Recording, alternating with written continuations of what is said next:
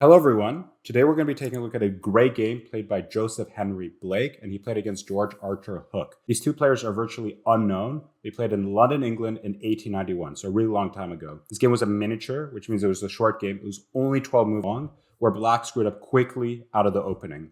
I was able to punish it by following the basic rules principles that we talked about in previous videos, and this is just a beautiful game to look at how to wipe out your opponent straight out of the gate.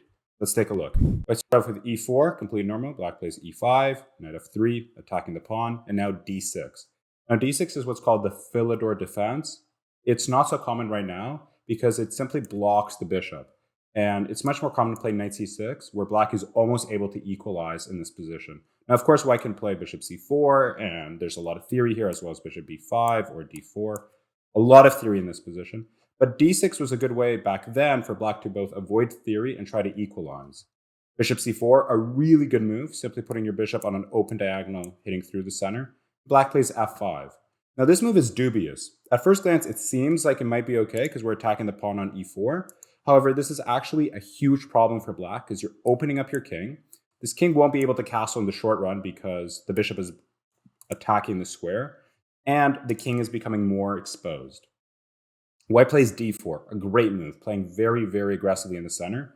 One of the basic rules you should follow by is that if your opponent violates basic rules, you should go after your opponent's king. And if you can't do that, then you want to open up the center to then go after their king. The black plays knight f6, virtually ignoring everything. The idea is if you take on e5, I can just play knight e4, and maybe black can sort of hold on and continue. But even here, white has a huge advantage. White simply develops their knight,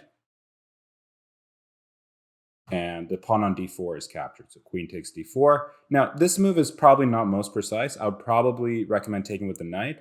Taking with the queen falls under the tempo of knight c6, which black missed, hitting the queen for free. So you're able to develop your piece while attacking your opponent's queen. Black should have definitely done this. Instead, they played bishop d7, which isn't a move that makes really a lot of sense. You're sure you're developing your bishop and it's attacking something, but it's not really doing too much here on d7. Okay, so white simply continues with knight g5, now beginning their attack. They're threatening knight f7, which is forking the queen and rook, as well as potentially bishop f7 to make sure that black never castles.